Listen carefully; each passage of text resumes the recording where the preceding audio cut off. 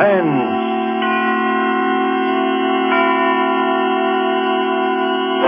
Tonight, You'll Never See Me Again, starring Joseph Cotton. Suspense is presented for your enjoyment by Roma Wines. That's R-O-M-A, Roma Wines. Those excellent California wines that can add so much pleasantness to the way you live, to your happiness in entertaining guests, to your enjoyment of everyday meals. Yes, right now a glassful would be very pleasant as Roma Wines bring you Suspense. This is the Man in Black, here for the Roma Wine Company of Fresno, California, who tonight from Hollywood bring you as star Mr. Joseph Cotton. And so with Cornell Woolrich's story of marriage and murder called You'll Never See Me Again, and with the performance of Mr. Cotton as an American husband named Ed Bliss, we again hope to keep you in suspense. So, you walking out on me? What does it look like to you? Like you're walking out on me? Got everything you need? At least I'm glad you're showing your true colors. I'd rather have found it out now than later. Didn't take you long, did it, baby? If you're looking for your coat, it's in here. Thanks. Need any money? I don't need anything from you, including your wedding ring. There! And you know what you can do with it. Sure, hock it. Well, pick a nice, quiet hotel. I don't have to pick a hotel. I'm no orphan. And when you get good and sick of it, come on back and maybe I'll still be here. You'll still be here. You'll never see me again as long as you live. You'll never see me again as long as you live.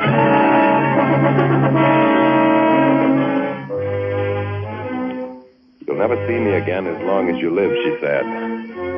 If I'd known then what I know now, I guess that wouldn't have sounded so funny. All right. Maybe I'm not the easiest guy in the world to get along with, but it's perfectly natural for a couple to have at least one good fight after they've been married nearly 3 months. And I just wasn't going to be the first one to say uncle, that's all. Still, you don't wait around forever when your wife walks out on you, even if you are playing hard to get. So the third evening, I put in a call. I knew all along she'd head for her mother's place, and anyway, she'd practically told me where she was going when she left. Hello? Oh, hello. Is this, Mrs. Alden? Yes. Oh, this is Ed, Janet's husband? Oh, yes. How is Janet? Isn't she there with you? With me? Why, no. Isn't she with you? No. That was all I needed to hear. I grabbed my hat and headed for the bus station. That was the only way she could have possibly gone to her mother's place at that time of night, by bus. First, I wanted to find out if there was anybody who could positively identify her as having left. The guy at the ticket office wasn't very bright. To West Hampton? Yeah. Well, seems like I remember somebody like that. It would have been Monday night, just about this time. West Hampton, Monday night. Yeah. Well, maybe. Couldn't be sure, though. Never mind. Give me a ticket. Where to? Where do you think? West Hampton.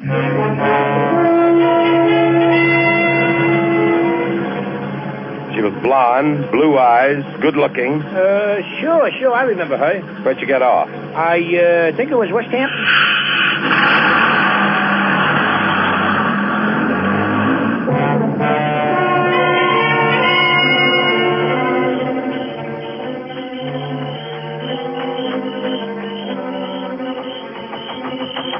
We're closed for the night, mister. Pumps are all locked. I just wanted some information. Huh? Can you tell me where the Aldens live? Alden? Yeah. Oh, yeah, they're those new people. Yeah.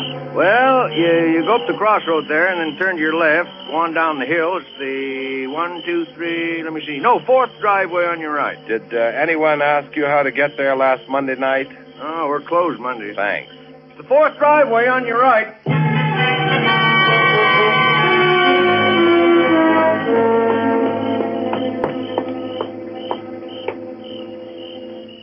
Oh, come on. Must be somebody lost their way. Yes? I'm Ed Bliss, Janet's husband. Oh, yes. Come in, Ed. I've been looking forward so much to meeting you. I wish it could have been under different circumstances, though. Yeah. Oh, I'm so sorry. Too bad. Oh, haven't you heard anything yet, Ed? No, me? I No. can't understand it. It's not like her to do a thing like that. Oh, Ed, pardon me. I want you to meet Mr. and Mrs. Farley. We were just playing a little bridge. How do you do? How do you do? And this is my husband, Joe Alden. Guess that makes him your stepfather-in-law, doesn't it? Joe, this is Ed Bliss. How do you do? Nice to meet you, Ed. Well, I guess we'd better be going. Yes, I guess we have. I do hope that your wife...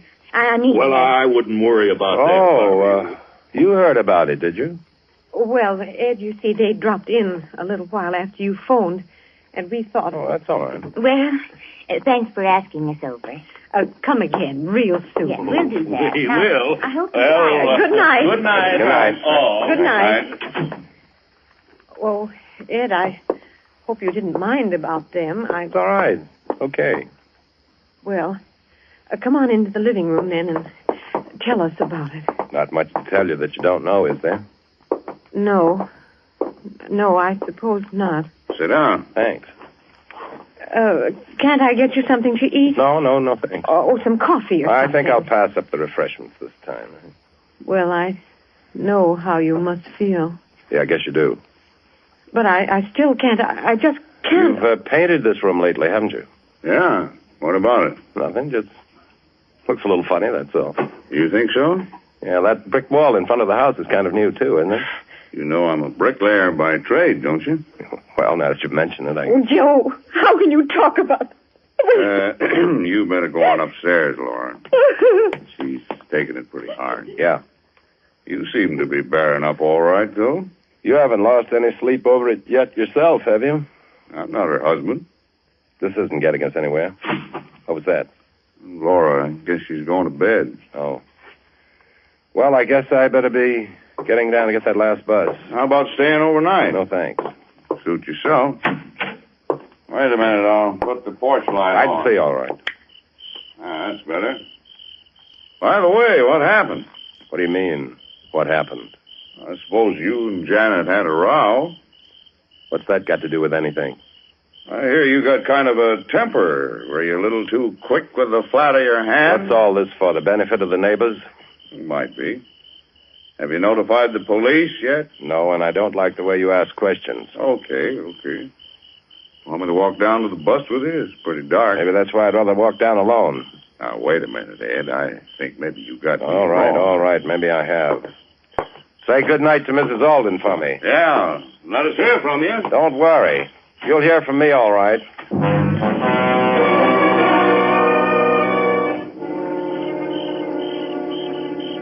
Still plenty dark when I got back to town, but I took the shortcut at the corner just the same, a path across a vacant lot. Between the lot and my house, there's a hedge. I was just going through it when I stopped cold. There was a light on in my house.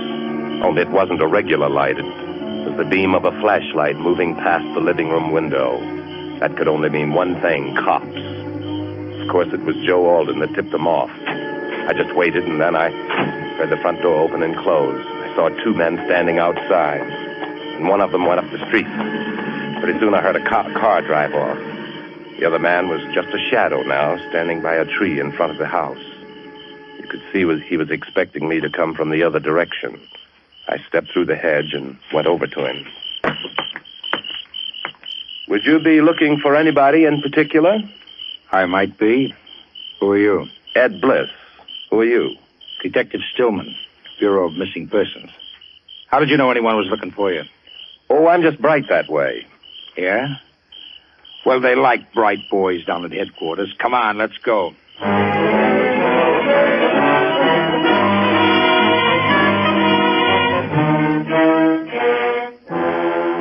Tonight, for Suspense, Roma Wines are bringing you as star Mr. Joseph Cotton, whom you have heard in the first act of tonight's tale of Suspense.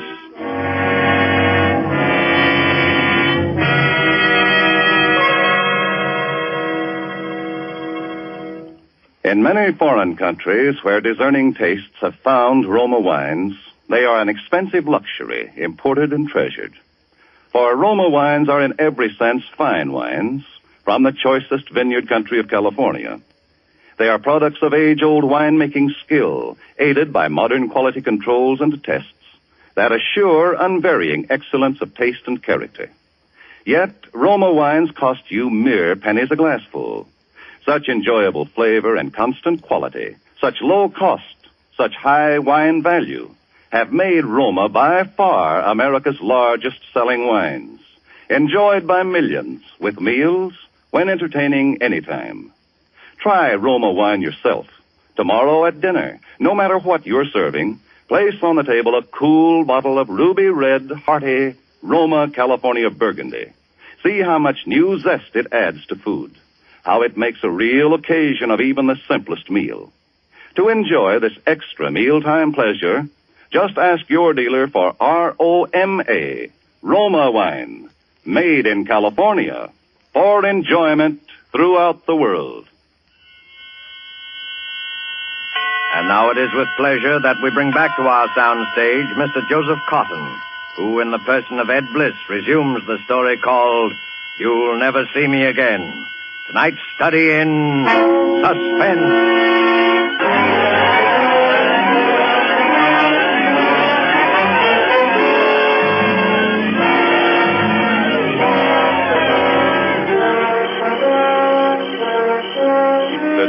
Shadows watching my face. Detective Stillman of the Bureau of Missing Persons. I'd been expecting this to happen sooner or later, but now that it had, I was stunned for a moment. He said it again. Come on, bright boy. They're expecting us at headquarters. Now, wait a minute. I want to talk to you. I'm in a jam. Oh, you're telling me. Not the way you think. Would you come inside with me? I've been inside. What kind of a furnace do you have in your cellar, Bliss? An oil burner. The kind that turns on automatic with an electric cut-in? That's right. Why? Is there a fuse blown? How did you know there was a fuse blown?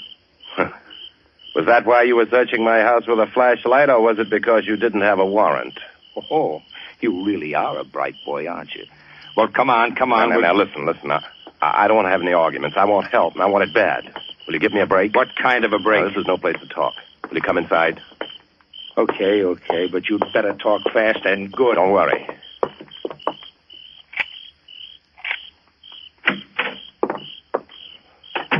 Fuse box is right down here. Flash your light up here. Always keep a couple of fuses on top of it. Yeah, there we are. Let's go in the front room. After you. Okay.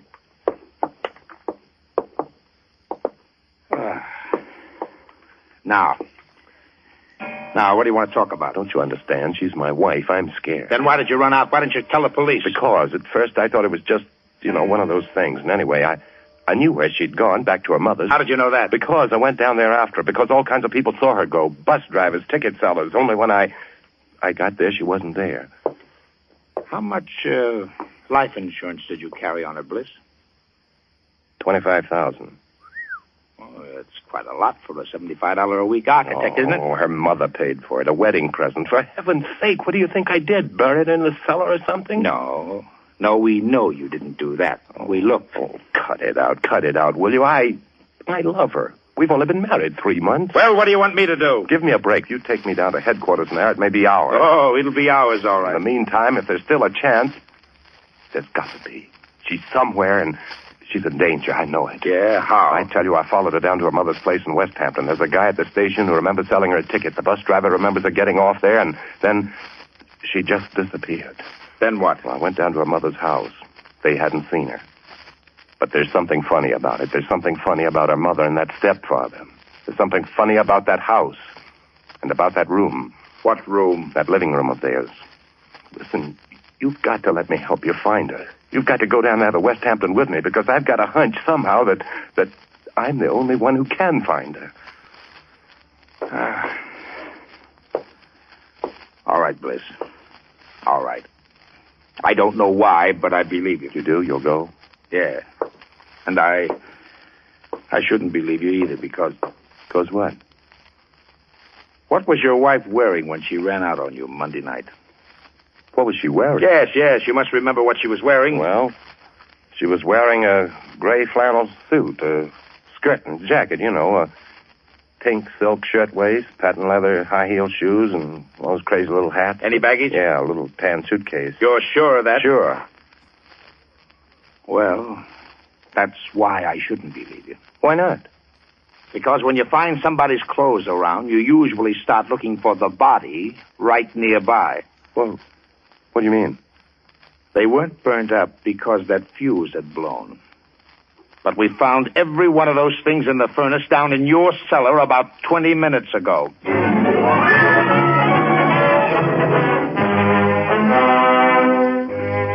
he said that, I knew there wasn't much time. But he was going up to West Hampton with me anyway. That was the main thing. Of course, first he had to route out the bus driver, the ticket seller, and check my story with them just to be sure I wasn't trying to pull a fast one. But that was all right. I'd expected that. And we climbed into the police car and headed out to West Hampton. He believed me now, all right. That car couldn't have been pushed any harder if I'd been driving it myself. Still, it was getting daylight when we got there. Parked the car a little ways down the road and walked toward the house. See what I mean, Bert? Take that brick wall, for instance. Oh, what about it? It's new. What did he build that for? It's not tall enough to hide the road. It's not even tall enough to keep a dog out. Why'd he build it? Well, maybe he built it to keep in practice. Come on, let's go in. It's awfully quiet. Well, why not? They're probably in bed. Where I'd be if I hadn't let you talk me into this. Listen, Bert, you don't think... I'm here, ain't I? Go on, ring the bell. No answer. Keep trying. Shades are all down. I don't think they're in. Come on, let's try the back door. Shades are down on this side of the house, too. Look, the garage is empty. Yeah. Well, I guess our birds have flew the coop, all right. Bert, I don't like this. Come on, we'll try this back door anyway. Uh-oh, it's locked. Here's an axe. I'd like to try my keys first.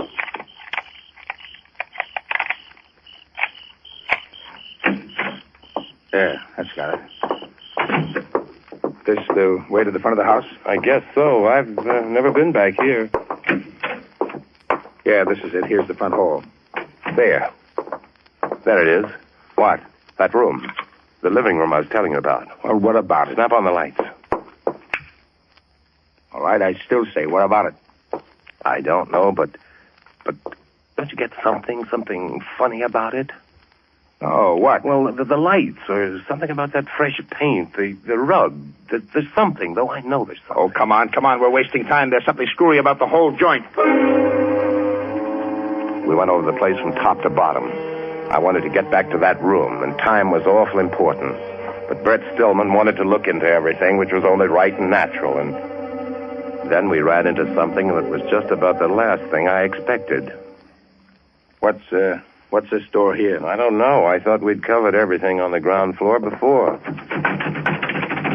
It's locked. Yeah, it must be some sort of back bedroom. Oh, doggone it, the keys won't fit this one. Funny. Only room in the house that was locked. Well, maybe we've got what we're looking for. Give me that axe. Bert, don't you see, if she was here and they've gone, they must have taken her.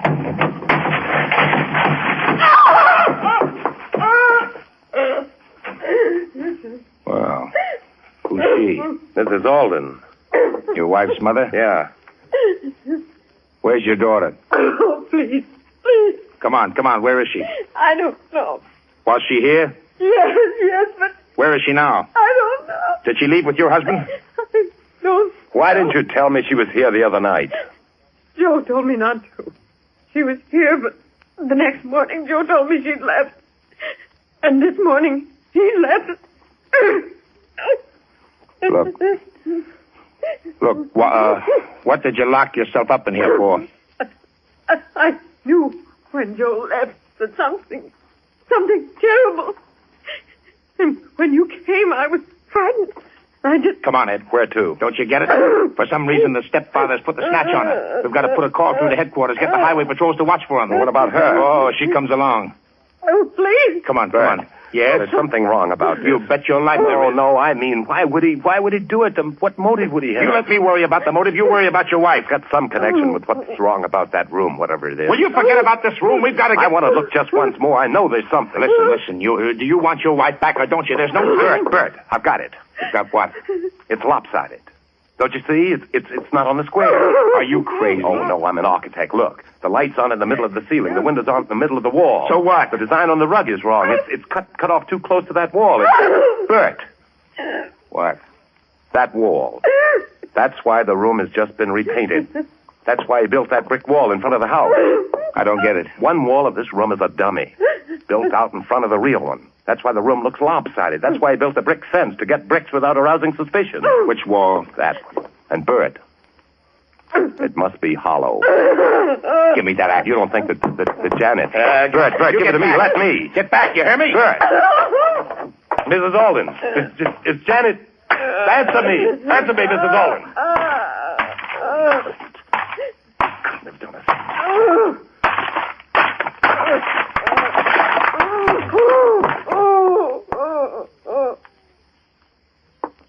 Ed. Yeah? Ed. Didn't you say your wife was young? 23. Well, then you can look. This is an older woman. Oh. Do you know her? No. Well, there's your motive. Yeah. But who could it be? I don't know. She must know. The mother. She can't even talk. Ed, you'd know if she was the mother. Of course, No. I wouldn't. I never saw Janet's mother until I came here to the house Monday night. Mrs. Alden. Mrs. Alden, answer me. I'm not Mrs. Alden. That's Mrs. Alden!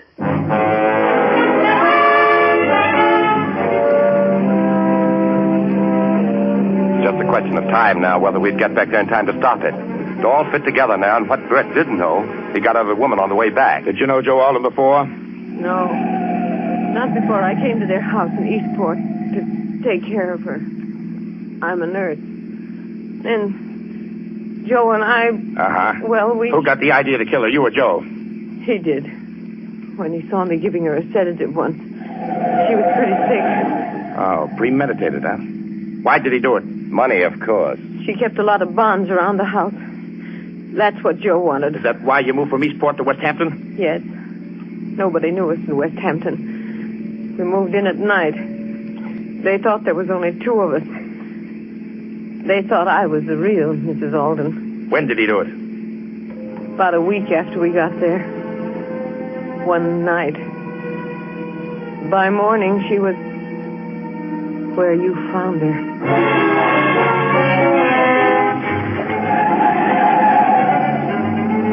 We were doing better than 80 most of the way, but I still didn't think we'd make it. Naturally, Bert was afraid to put the local cops around the house for fear Alden would spot them first and take Janet away and do it somewhere else, if he hadn't done it already.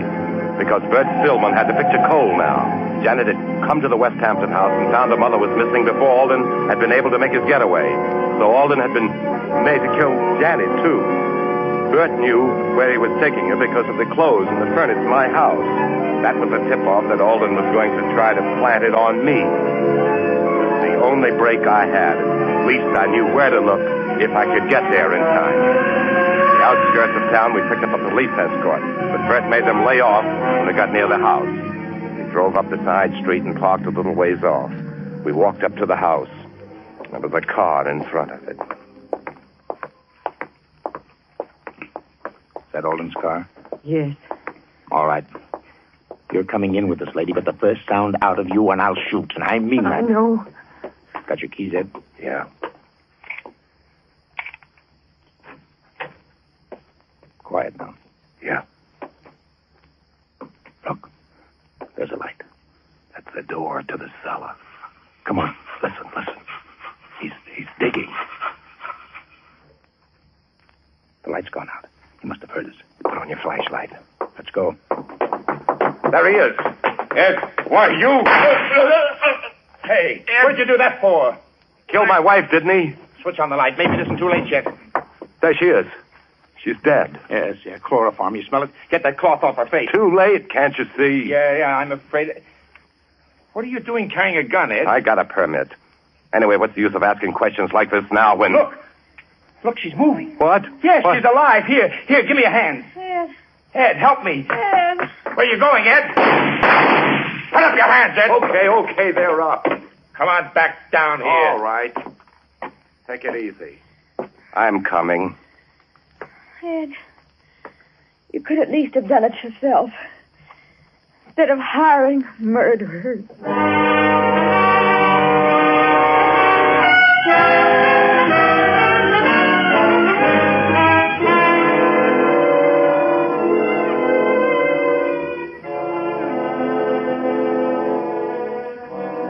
What did you do it for? The money? What do you think? For fun? Go ahead. Talk. Anything to make you happy. Would have been perfect if Alden had killed her when he first got her in the cellar like I told him to. Maybe he had a sneaking idea I was going to double-cross him. He was stalling until the last minute. I don't know. Anyway, won't do him much good where he is. What did you have on him, Ed? The mother, his wife. I'd been up there before alone. I knew he'd killed his wife because I'd seen a picture Janet had of a real mother. And I spotted the room right away. I told Alden I'd split the money with him if he did it. And if he didn't... Mm-hmm. Go on. Well, I knew I could pick a fight with Janet. I knew she'd run up to her mother's. Then I went up there to make it look good. After I left, Alden was to call the cops like you did. You'd take me down here to headquarters, and while you were giving me the old third degree, Alden was supposed to plant the body in the cellar. That way, I was in the clear because you'd know I couldn't have done it while I was down here talking to you. And you'd know she hadn't been there before because you'd looked. That's why I planted the clothes in the furnace, remember? So you would look. Smart. I had an alibi, and nobody had a thing on Alden unless I squawked. And he had to take that chance. Looked pretty good there for a while, didn't it? Yeah. Well, your wife's outside. Do you want to say anything to her? Yeah. Just tell her I said, you'll never see me again.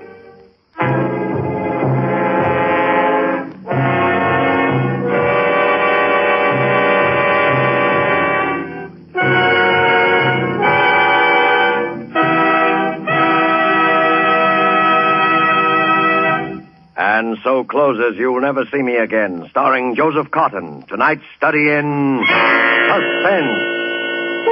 Suspense is produced and directed by William Spear. To every woman listening tonight, I want to say a special word about making every dinner or supper you serve taste better. I want to urge you to start serving Roma wine with your meals. It's simple. The cost is very, very little. And it works magic in making food more enjoyable. You can serve Roma wine with any meal or any time in any kind of glass you wish. Serve it chilled. Try different kinds of Roma wine until you find those you enjoy most of all. Try hearty red Roma California Burgundy or the delicately delicious Roma California Sauterne.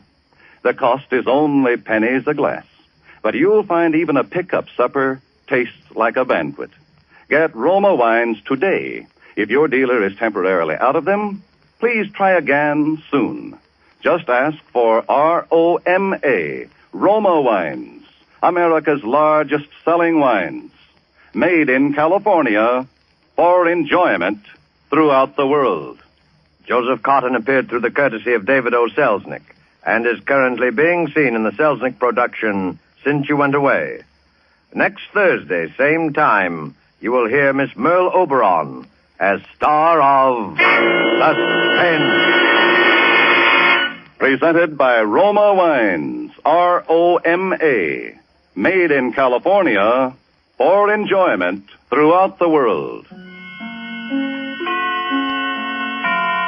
This is CBS, the Columbia Broadcasting System.